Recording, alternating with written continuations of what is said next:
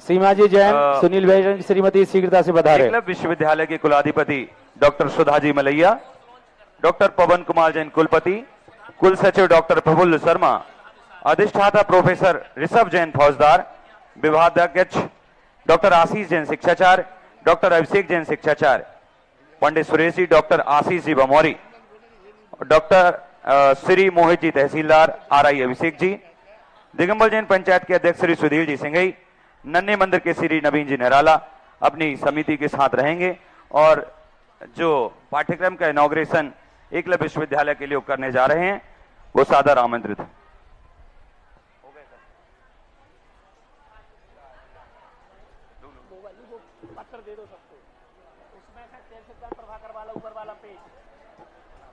Hello, प्रिय परम पूज्य मुनि श्री मुनि पुंगव श्री सुधा सागर जी महामुनिराज की।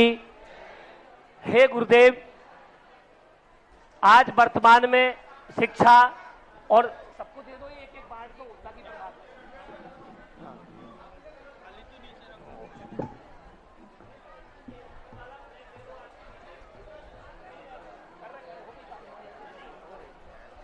हाँ, पूज्य श्री आपके आशीर्वाद से दमोह नगर में एक विश्वविद्यालय जो कि डॉक्टर सुधा मलैया जो उसकी कुलाधिपति हैं, प्रोफेसर पवन कुमार जैन कुलपति जी हैं, डॉक्टर आरसी जैन और डॉक्टर जय कुमार जैन मुजफ्फरनगर और प्राचार्य अरुण कुमार जी, डॉक्टर शीतल चंद जी के मार्गदर्शन में श्रवण संस्कृति संस्थान सांगानेर के सहयोग से संस्कृत प्राकृत जैन विभाग के द्वारा आपके द्वारा जो 12 वर्षीय पाठ्यक्रम चलाया जाता है और पूरे समूचे भारत देश में पढ़ाया जाता है। हे गुरुदेव, आज ये एकलव्य विश्वविद्यालय आपके श्री चरणों में बैठकर के एक पाठ्यक्रम का निर्माण किया है जिसका नाम हम लोगों ने रखा है जैन सिद्धांत सुधा प्रभाकर, और द्वितीय पाठ्यक्रम जैन सिद्धांत सुधा विशारद के नाम से 2 पाठ्यक्रम चलाए जा रहे हैं। और ये बहुत प्रसन्नता की बात है गुरुदेव कि जो पाठ्यक्रम सांगानेर संस्थान के द्वारा 3 वर्ष तक जो पढ़ लेगा, 3 वर्षीय पाठ्यक्रम करने के बाद पूरा करने के बाद में वह इस कोर्स में रजिस्टर्ड हो पाएगा, तथा जो 6 वर्षीय पाठ्यक्रम कंप्लीट कर लेगा गुरुदेव, वो जैन सिद्धांत सुधा विशारद में उसको एडमिट किया जाएगा और आपको यूजीसी के द्वारा मान्यता प्राप्त वह सर्टिफिकेट और एक अंक सूची आपको प्रदान की जाएगी। और गुरुदेव, श्रवण संस्कृति संस्थान सांगानेर के सहयोग के साथ में आपके आशीर्वाद से यूजीसी अर्थात विश्वविद्यालय अनुदान आयोग की मान्यता और प्रमाण पत्र की प्रामाणिकता इसमें रहेगी और जैन दर्शन की व्यापकता और आगे जैन दर्शन में बीए, एमए, पीएचडी जैसे पाठ्यक्रम वो कर पाएंगे, जिससे शोध का स्तर बढ़ेगा और साथ में रोजगार का सृजन भी बढ़ेगा। और सबसे बड़ी बात गुरुदेव, हमारे एकलव्य विश्वविद्यालय में मैं डॉक्टर प्रदीप से निवेदन करूंगा आप भी इसमें लॉन्चिंग में शामिल हों। हमारे एकलव्य विश्वविद्यालय में संस्कृत प्राकृत तथा प्राच्य विद्याओं के अध्ययन और अध्यापन कराया जाता है, जहां जैन श्रवणों के द्वारा लिखित प्राचीन आचार्य और अर्वाचीन आचार्य उनके द्वारा लिखित जैन साहित्य पर अध्यापन कार्य ही नहीं, साथ में बीए, एमए और पीएचडी का वह कार्यक्रम प्रारंभ है। गुरुदेव, आप जैसे महान श्रवणों की आशीर्वाद से हमारे विश्वविद्यालय से अभी वर्तमान में 21 प्रश्न पत्रों में जैन श्रवणों का साहित्य, अर्वाचीन और प्राचीन जैन श्रवणों का साहित्य पढ़ाया जाता है।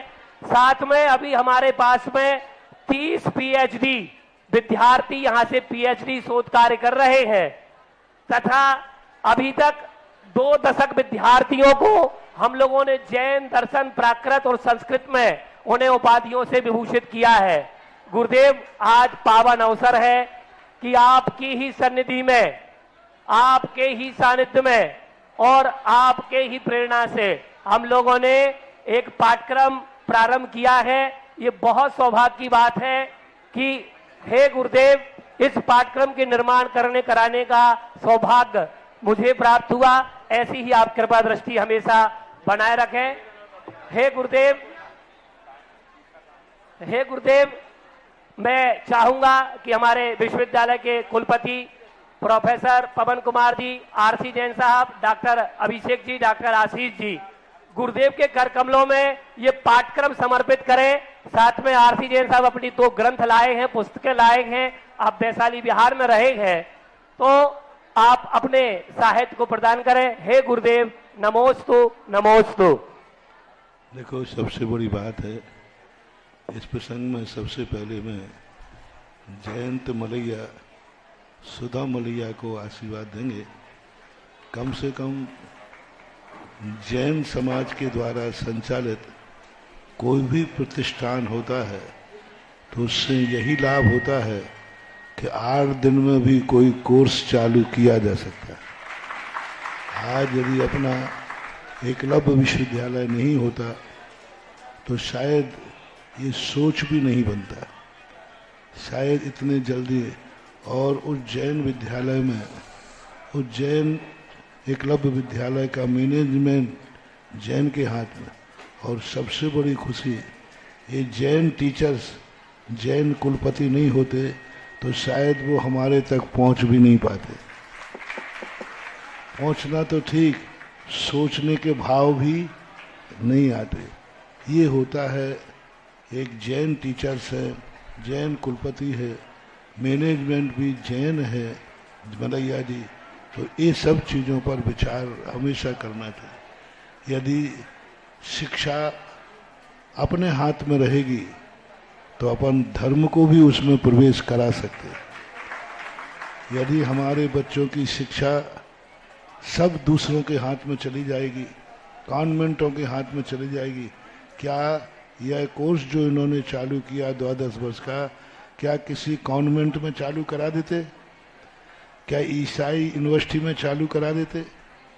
क्या किसी और में चालू करा पाते? नहीं करा पाते। कितनी मेहनत की है इन लोगों ने, 8-10 दिन के अंदर मेहनत करके राज्यपाल से जो अनुमति ली जाती है वह अनुमति ले ली, व्यवस्था ले ली, और 8 दिन में ही इन्होंने लॉन्च कर दिया और एडमिशन प्रारंभ कर दिया। अपन को ये शिक्षा लेना है इस कार्यक्रम से कि हमें जैन कॉलेज, जैन यूनिवर्सिटियाँ जैन रूप में खोलना है, तो ही हम धर्म को दुनिया के सामने पहुंचा पाएंगे। मंदिर से धर्म का प्रचार होने वाला नहीं, मंदिर से धर्म दुनिया में नहीं पहुंचेगा, जैनी तक तो पहुंच जाएगा। लेकिन जैन धर्म को आज दुनिया में अस्तित्व कायम करना है तो हमें मंदिर से बाहर यूनिवर्सिटियों को अपने अंडर में लेना होगा, यूनिवर्सिटियां स्वयं खोलना होगा।